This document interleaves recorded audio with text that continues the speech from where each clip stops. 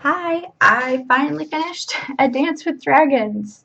And at this point, I'm pretty sure anybody watching this has already read the other books. They probably even read this one. So there's going to be major spoilers. Just if you haven't read the book, if you intend to read the book, don't watch this. I'm going to spoil pretty much everything. So, fair warning. Alright, so I had to make a list to keep myself on track because I usually don't. I just kind of, I go on because most of the books I read are not this flippin' huge or have this much going on. But I made a list, and these are just the point of view chapters. Look how many people there are. There's so many people that there are point of view chapters of. And I can understand why he had to divide up the fourth book and the fifth book. There's just so many people, and I think he added a couple characters that he really didn't need to, or point of views that he didn't really need to, but you never know. And maybe eventually they'll be important. So, this might be a slightly long video, because I'm going to go through each of the point of views and the prologue and the epilogue in the order that they showed up. Probably going to be the easiest thing to do. And I'll just talk about those characters and what's kind of going on and what I thought about it. So, yeah. So, the prologue talks about Varamir Sixskins and how basically if his physical body dies, he can actually warg into something else and sort of still stay alive. And the whole idea is that when you warg into something, a part of you remains, and that if you stay inside it, you might forget that you're human. So Varamir Sixskins, he warged into stuff a lot. He's not exactly the nicest guy. He's kind of more into animals because he's warged into so many different things. But I think the whole point of this prologue was more to show that Ned Stark's children can do the same thing, and that will have implications later. I'm going to talk about that when I get to another character in just a short little jaunt here. So then the first character we actually see in the actual book is Tyrion, because we were so annoyed that he was not in the fourth book, because Tyrion is a lot of people's favorite character. He and Arya are like my favorite character. Well, I like him, Arya, and Jon. Those are my three favorite characters because they're awesome. But yeah, Tyrion. So Tyrion, he gets he makes it to Pentos, where Illyrio Mopatis is, and Illyrio is Varys's like buddy. They sort of are planning things, and you're never quite sure what Illyrio's game is. I mean, I think hopefully we'll find it out eventually. Hopefully by the sixth book, maybe not till the seventh. I have no idea. But he's gonna help Tyrion get to Daenerys, and so he takes him this leisurely journey. Like Tyrion's bored to tears. They're going along to meet Griff and young Griff, and then a couple of their people in their party. They're taking a boat. And they're gonna go to Slaver's Bay and go to Daenerys. And Tyrion's like, okay, I don't really know what these other people are here for exactly. He eventually figures out, however, that young Griff is actually Aegon Targaryen, Rhaegar's infant son, who they thought was killed. But the infant that they did kill and presented to, I think, Robert, was so badly damaged, like because they dashed his head up against a rock, there was no way to tell if it was actually him or not. And of course, infants, it's hard to tell if they're, whoever they are anyway. So Tyrion figures out that this is Aegon, and that Griff, the older knight, is Jon Connington, who was the hand of the king for Aerys Targaryen briefly, and then he got exiled, I think, and he managed to save Aegon from death. And he's been raising him, and he's had a septa and a maester, well, kind of a maester, to be, teaching him. And this is how Tyrion sort of figures out, like, well, why, for one thing, why is this guy, this random kid, getting so much instruction on, fighting and history and everything? And it's because he's sort of being groomed to be king. And the whole point is he's trying to go to Slaver's Bay to marry his aunt, Daenerys, because that is kind of what happens in the Targaryen line. You marry brother and sister or family members together, and so he wants to go and marry her. And so Tyrion, He's going along, and they wind up going to a whorehouse, and I think because they're trying to find information, but then Tyrion's like, I can use a whore right now. So he goes, and the guy who's with him is like, alright, just be back soon. And as Tyrion comes out from his duty, he is kind of captured by Jorah Mormont, who we haven't seen since Book 3, since he got the boot from Daenerys.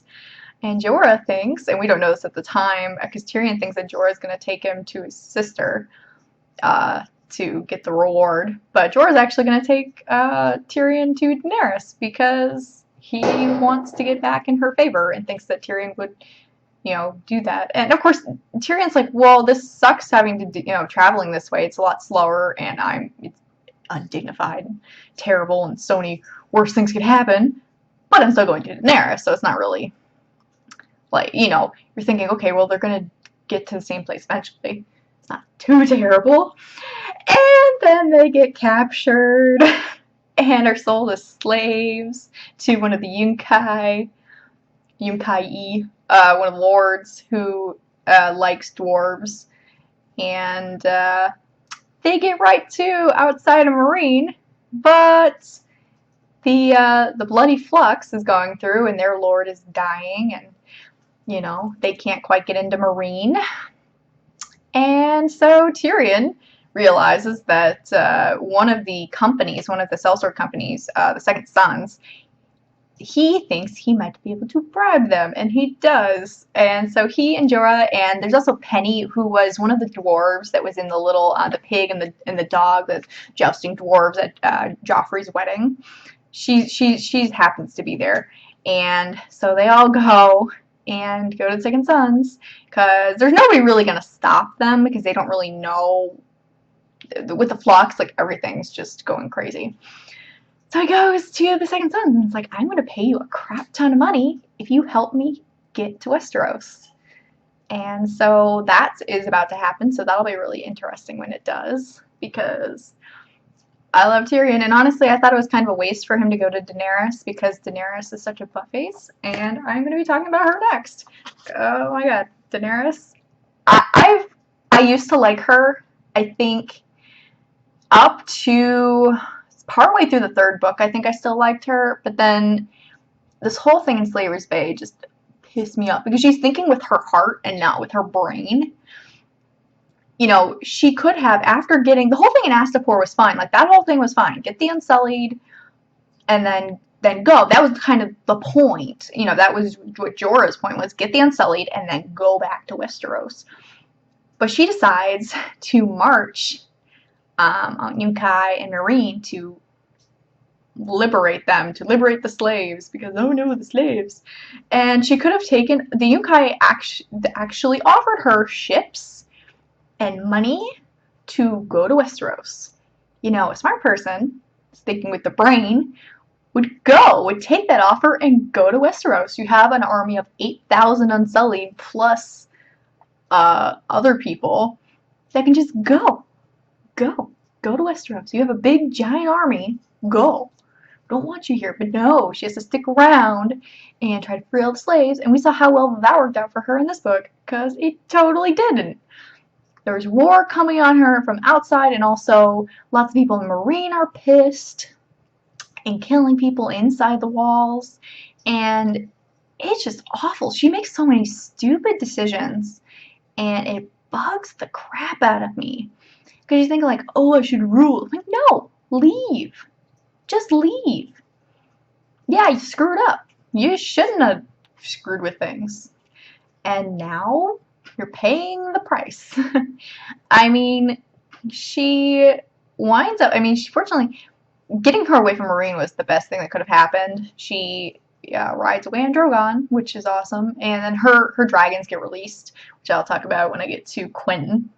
And, she goes and she's trying to find her way back to Meereen when she gets probably captured by Khal Drogo. And so that could be interesting, but I really hope what they wind up doing with that is not taking her to Meereen, but taking her to Pentos probably and selling her as a slave. that would probably be the best outcome, because then she goes to Pentos and can get to Westeros. She's probably not going to have her army, at least for a while. She might eventually get it back.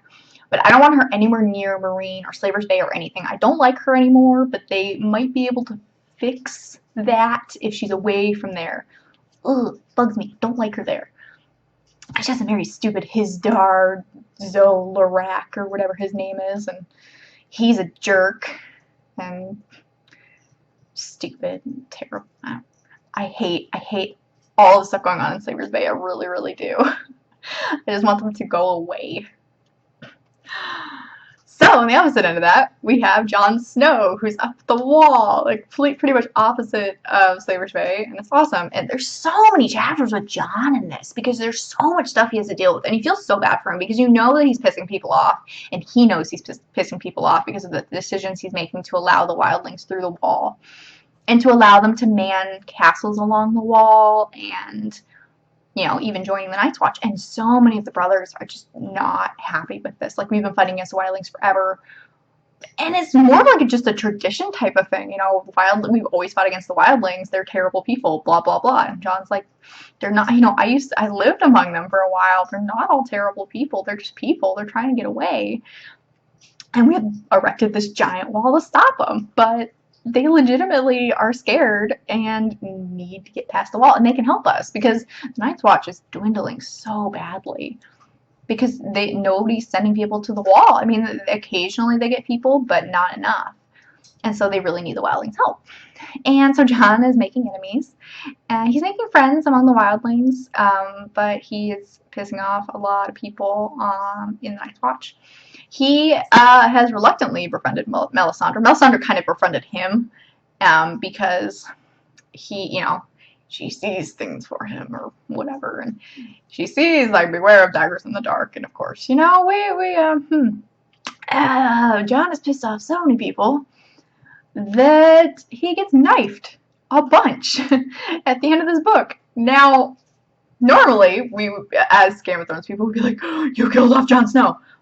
But, since they haven't said he's actually dead yet, the prevalent theory is that he has warged into either Ghost or Commander Mormont's Raven, because there's precedent in the book. It shows that he actually temporarily was seeing through the Raven at some point, and so he could go into the Raven or into Ghost, and that's why I think Melisandre told him, keep Ghost close. And so the idea, the major theory with Jon Snow, is that he's actually the son of Lyanna Stark and Rhaegar Targaryen. So he's actually a Targaryen and is one of the 3 heads of the dragon, along with Daenerys and then somebody else who we're not quite sure yet.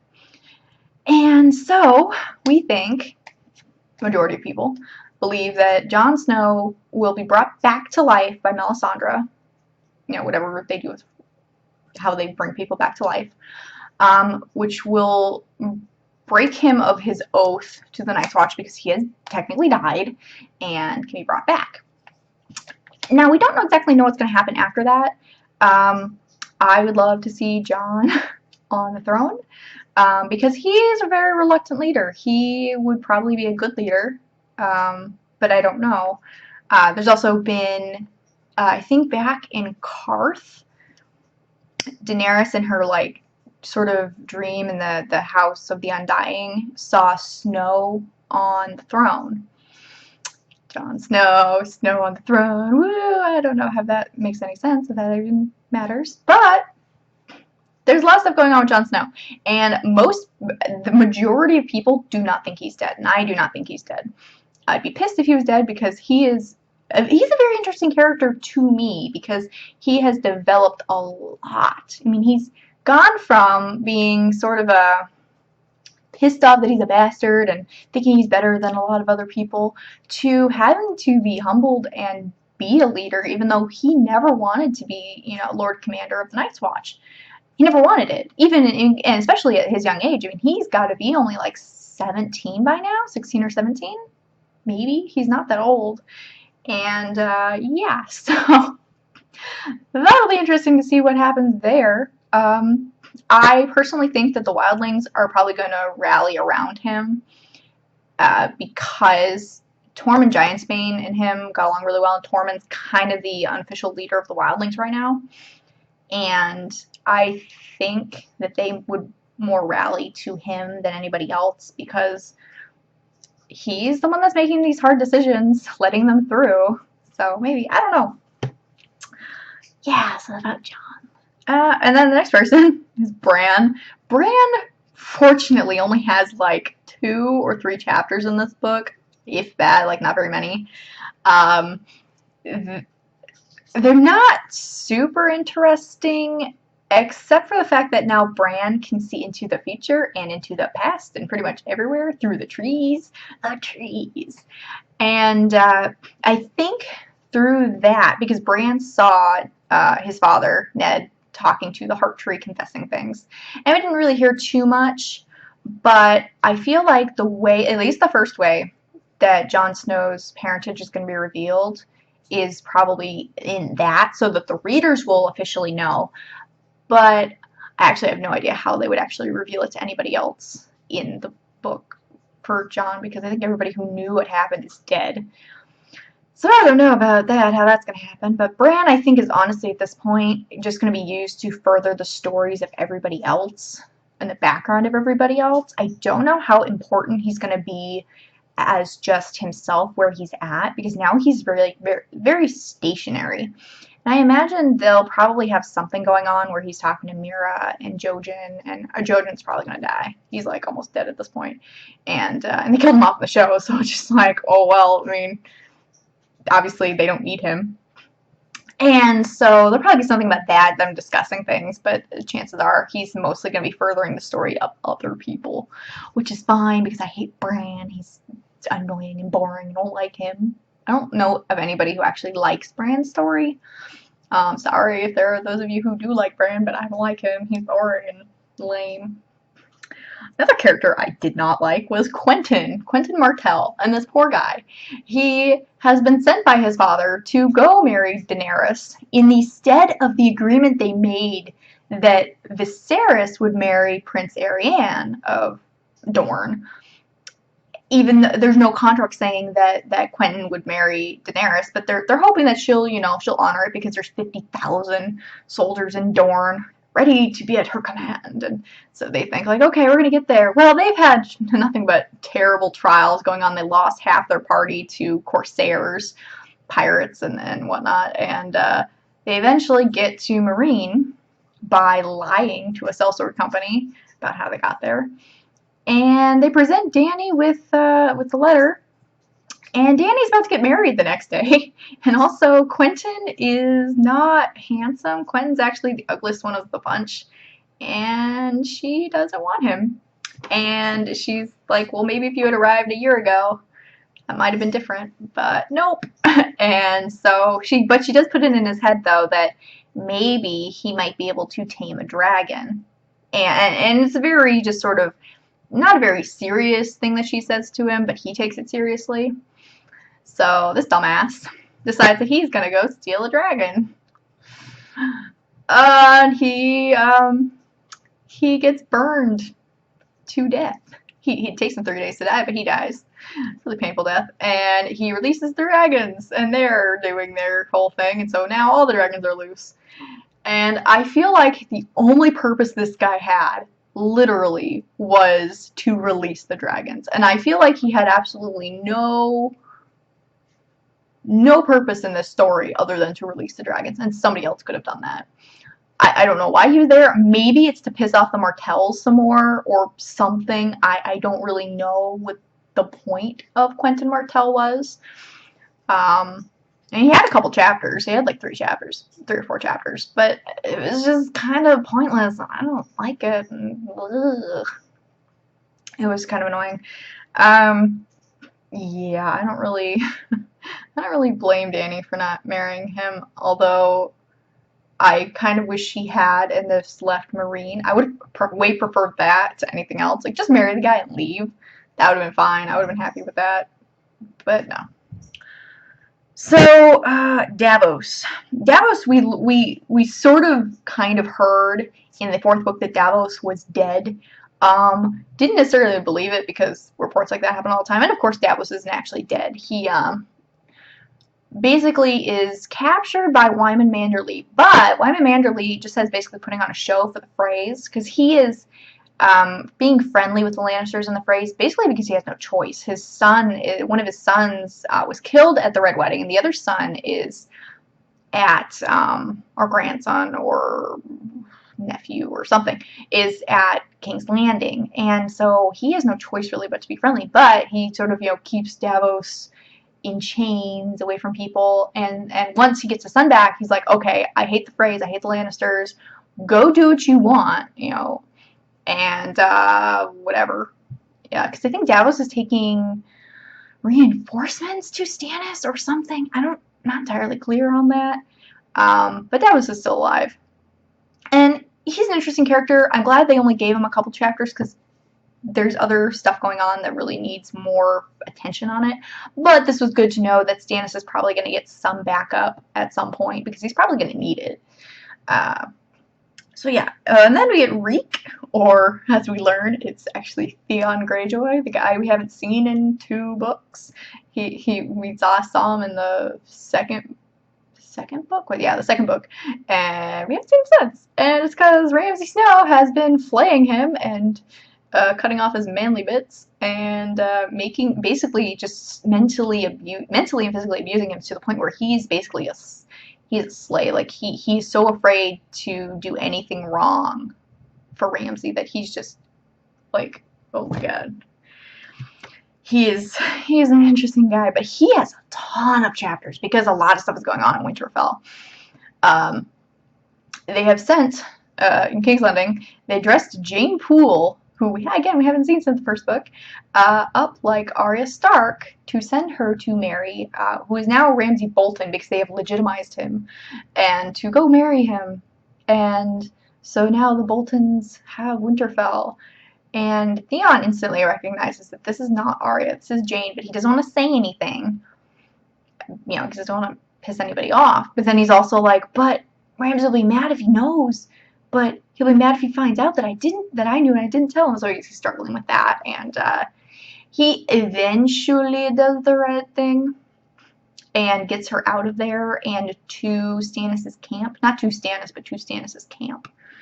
And he has a couple of important roles going on, sort of. But I feel like there's absolutely no redemption for this guy. It's mostly just a big line of torture. I mean, because you feel really bad for him, and you hope he has a happy ending for like 2 seconds, and they're like, no, he totally invaded Winterfell and caused all this crap to happen. Just terrible person. So, yeah, Theon's not going to have a happy ending. It's watching him be tortured, kind of funny and terrible at the same time. Yeah. So we get Jon Connington. Jon Connington, I think I talked about this with Tyrion, but Jon Connington is the former hand of Aerys Targaryen, and he saved Aegon Targaryen. And he, after Tyrion gets captured by Jorah, he realizes that the best chance they have is actually not to go to Daenerys because they're hearing so many tidings. Daenerys doesn't want to leave Slaver's Bay and she's being besieged and there's no real point. So he goes to the Golden Company and they decide to go to King's Landing, or not King's Landing, Westeros instead. So that happens. Jon also dove into the water to save Tyrion. Tyrion got knocked overboard by a stone man or something. And they're basically suffering from grayscale, the mortal form of grayscale. And Tyrion's fine, but Jon catches it. And fortunately, it's a very slow-acting disease, so it'll take a year or 2 to kill him. So he's hiding it, and he's like, well, that should be enough time to see Aegon on the throne, and I'm just going to do my thing. So they are on the very edges of Westeros right now, and they're hearing some reports, but nothing too major yet, so nobody's really doing anything about it. They're hoping to take Storm's End, so that could be interesting eventually. But again, not too much is going on so much with them.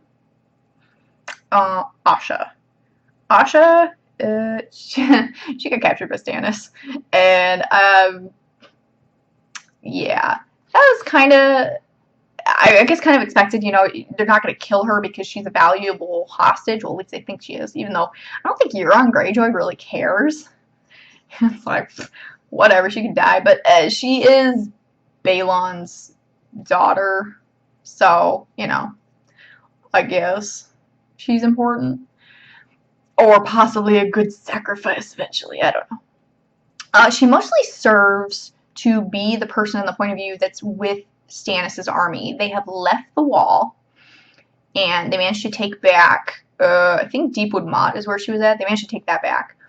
And they are now marching on Winterfell. Well, this huge storm comes around, and a 15-day march turns into probably a couple months, and they are starving to death, and people are so weak, and they don't know what to do.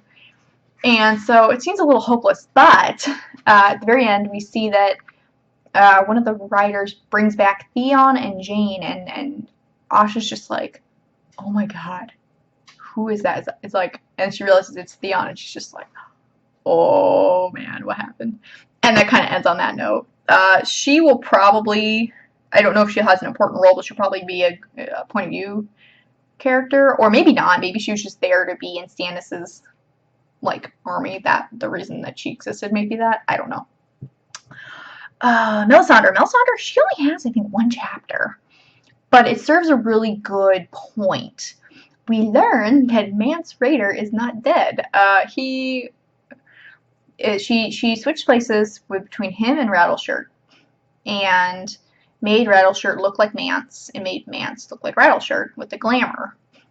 And apparently, it's very difficult. She actually has some magic, and she was able to hold it, but she found that it was so difficult to hold it while Rattleshirt, disguised as Mance Rayder, was getting burned to death. And so we learned that there, you know, she has some powers, but she's also got a lot of tricks. Like, she has different powders to make fire do things, and she's running out of it, but she should hopefully have enough. And so we know that she has some power, but also not as much as, you know, as we are led to believe. She can see things in the fire, it seems like, but, you know, we're not entirely sure what her deal is. But yeah, we learned that Mance Rayder's still alive, and Jon Snow sends Mance to go rescue Jane Poole, who he thinks is Arya Stark. Everybody else thinks she's Arya Stark. So he sends Mance to go do that, and we learned that Mance probably got captured or dead or whatever. We're not entirely sure. We don't know exactly what happened with that, because Theon was able to get Jane away, but we don't know exactly what's going on in Winterfell. We don't have anybody there anymore to tell what's happening. But yeah, Melisandre's chapter was very insightful as far as her character. I'm interested in learning more about her, and especially because I imagine she'll be the point of view person at the wall until such a time as Jon is revived. And Jon will probably have a point of view chapter as inside Ghost or Raven or whatever until such time as he's revived, because I do not believe he is dead. I will not believe he is dead until it says it in the damn book. So we get also one chapter with Arya Hota in Dorne, and we learn that the Prince of Dorne is not completely stupid as we think. He knows that Balon Swan, one of the Kingsguard, has come back to take, what's her name, Myrcella, back to King's Landing, and also to invite, Trystane, you know, come with us and visit. And he doesn't have much of a recourse to say no, but he informs them, you know, on the honor, you know, with Myrcella. It's like, Myrcella was injured. She got her ear cut off. And as a Kingsguard, he has to basically go avenge her. And so he realizes, because he knows that if he lets Trystane go with Balon Swan, he's going to die. You know, his son is going to get killed. And so he doesn't want that. And so that he sends a sand snake, one of the sand snakes, one of Oberyn Martell's daughters, to go with him. And then he sends another one. I don't remember where he sends the third one, but another one's going to be on Tyene, I think, the more level-headed one. She's going to be going on to the council, the small council in King's Landing, to represent Dorne. And yeah, so there's some groundwork being laid. That was a good chapter to have. Single chapter is all you really needed. Arya Hotaru isn't really an important character. He is there as the watcher. He sees everything. That is his role. He's a good fighter, but I mean, for the most part, his role is to watch and observe and tell us what's going on. So it'll be interesting to see a Sand Snake in the King's Landing because they are pissed. So pissed off. Oh, yes. Finally, well, not finally, I've still got like a bunch of other characters. Arya, she gets only 2 chapters, but they're good chapters. And I know that there's another one published that George R. R. Martin published from book 6. And Arya has gained a lot of knowledge by being blind. And then she's not blind anymore. And she gets to go sort of on her first mission. And she gets to kill somebody. But she has to do it by observing and making sure that nobody would know it was her. And it's a very interesting character development wise. I have a feeling that Arya, she's not going to become a fully fledged faceless man. I don't think that's going to happen because she's too much in it for revenge. But I do think she's going to use the training and then have to flee. Although, I don't know if they would appreciate that, if they would send anybody after her, or what they would do with that. But I'm not sure yet. So we will see, because I'm pretty sure Arya Stark should be the one that gets to kill Cersei Lannister, because that would be hilarious and awesome. Then we get Jaime. Jaime Lannister, he has one chapter, and it's not, it is a little important at the end, but it shows that he's trying to finish up the war as bloodlessly as possible. There's been so much war that he just wants to finish it as bloodlessly and as quickly as possible. And then Brienne shows up and basically lures him away, saying that she found Sansa and he has to come quickly, otherwise the Hound will kill her. We know this is not true. We know that the Hound is very possibly dead, or on the Faceless Isle, or whatever it is, or whatever that isle is, being a gravedigger or whatever. That's a popular theory, and I'm going to go with that one because, the Hound is awesome. And we know Sansa's in the Eyrie, so we're pretty sure that Jaime is being lured by Brienne to go to Lady Stoneheart, and he might get dead. I hope that doesn't... Well, I mean, I don't think that he would die that way necessarily, but he very well could, because Lady Stoneheart, she's the shell of Catelyn Stark. The only thing I think that keeps her going is the revenge. She doesn't have actual emotions probably anymore. So we know Jaime is going to be in trouble, and so we're interested in seeing that. Then we get Cersei, and Cersei again only has 2 chapters, but we're really happy with those chapters because she's a bitch and we don't like her. And so she kind of sort of confesses her sins. She confesses to the adultery charges, but not to treason. And in order to sort of absolve herself of those sins, she has to walk naked from the Sept, from the high, or the Sept of Baelor, all the way back to the castle. And that's a long trip, and she has to do it naked.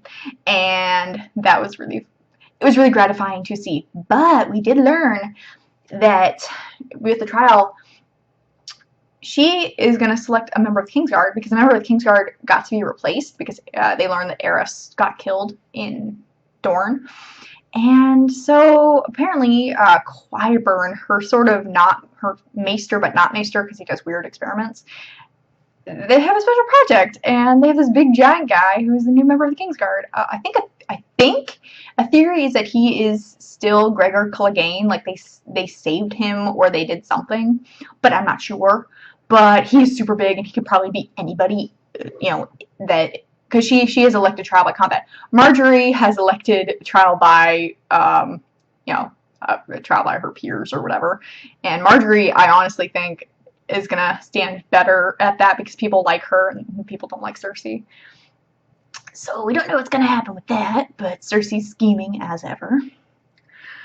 And here at the end, we get a couple of chapters with Barristan Selmy. And he's trying to deal with the fact that Daenerys is gone, and he doesn't like the king that he serves. And he's sort of been dismissed from the service. I mean, he's still allowed to be there, but...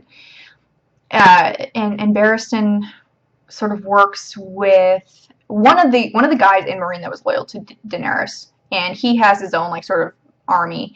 The Unsullied have retreated to their own barracks and refuse to work with anybody else except Daenerys. You know, that's who they have chosen to work with. And so they plot with Barristan to kidnap Hizdahr, and I don't know, I don't think they kill him, but they kidnap him. And yeah, I'm not entirely sure what's going to happen with that. I have a feeling that Barristan, Selmy, and the Unsullied are going to go looking for Daenerys, and they're probably going to find her or find the Khalasar, and that might be something that happens, but I'm not entirely sure what's going to happen with that.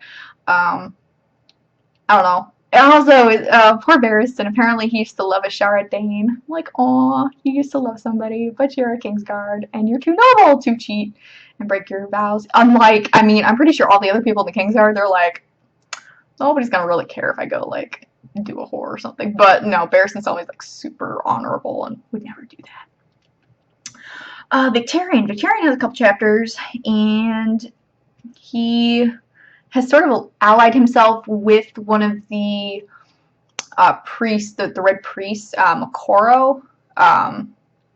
He was on a ship with Jorah and Tyrion when it got captured, and they pull him up from the sea, and he's still alive. So it's like, ooh, it's like a gift from the Drowned God. And so Moqorro actually saves Victarion because Victarion's about to die from he will probably die. He had a cut on his hand, and it's septic, and it was gonna kill him. Well, Moqorro burns his arm, and his arm is like burned like all the way up here. But it saves him, and so Victarion is, he won't worship, he still worships the Drowned God, but he has respect for the Red God. And so they are sailing to Slaver's Bay to kidnap Daenerys, and Euron Greyjoy wants to marry her, but Victarion wants to marry her for himself because screw Euron, he hates him. But of course, all this crap is going down, and they don't have quite enough ships yet. So that will be interesting to see how that plays out, and that could also be another thing. Maybe Barristan and the Unsullied, something happens with them.